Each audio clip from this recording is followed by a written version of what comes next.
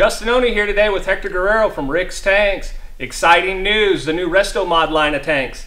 Hector, what can you tell me about these three tanks we've got sitting here in front of us? We're very excited about our new line of tank. The first tanks are going to fit three different models, which will be your GM X body 1968, 1970 through 1972, first gen F body Camaro Firebird 1967-68, and thirdly 1969 F body Camaro Firebird. So these look like an OE style tank. They look like they've got a factory OE coating as well as an OE style seam weld. What's different about them? The tank body is actually 2 inches narrower than the stock one. We're at 36 inches side to side. Additionally, we mitered the front corners to accommodate large exhaust. So with the narrower design in the body dimension itself, they look like they're a little deeper. Does that help make up for the fuel capacity that's lost? We do recover much of the fuel loss. Okay. What about the coating on this? It's an OE style E-coat or a powder coat? It's an E-coat type coating. So very durable. I see that we have a GM style pump here. Can you tell me more about that? Yes, of course. This is a Gen 5 SS Camaro fuel pump. It gets a regulator change here in-house to make it a returnless fuel system for your LS-based engine. That'd be your LS1 through 7. And it's a mechanical regulator.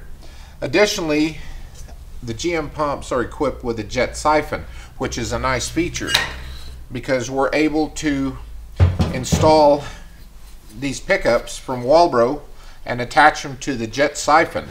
And at no time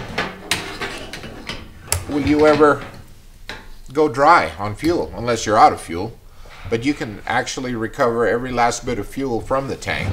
So is this style pump the only pump that utilizes that? What about the ZL1 pump or the CTSV pump? Is it a similar setup? They are both jet siphon pumps. All three pumps are jet siphon. They share a similar dimension, so they will fit into our tank without any modification. And I see you've got another pump style up over here. Is that compatible with this setup, or is it a completely different pump? It's got a real nice billet hat on it. Oh, thank you. We've been working on that for about 3 years now, and it's ready to go to market. This particular system is a dynamic fuel system in that it will require an external regulator. Okay. And it has a provision for a secondary pump. It can be to fuel additional horsepower if your pump cannot supply the adequate fuel flow. It's very easy to install a second pump.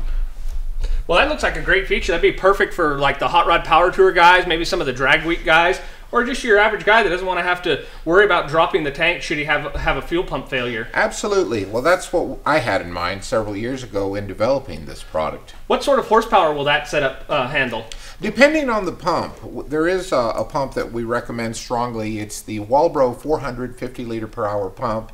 When using two of those, you should be able to cover anywhere between 17 and 1800 horsepower very easily. Right, and that's plenty of horsepower for you street guys, your at-home guys, and DIY guys, as well as some of those guys that are making 1,000+ horsepower with a turbo setup or something like that.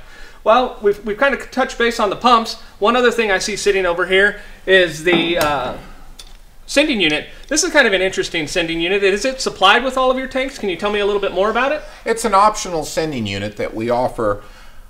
It's a little simpler in the installation department because it doesn't require any adjustment whatsoever like the conventional arm style, and it's less prone to failure.